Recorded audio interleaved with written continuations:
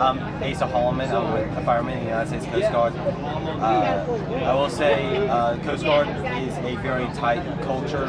It's very family-based. The unit I'm currently at has less than 20 people, and you know each one of them like a sibling.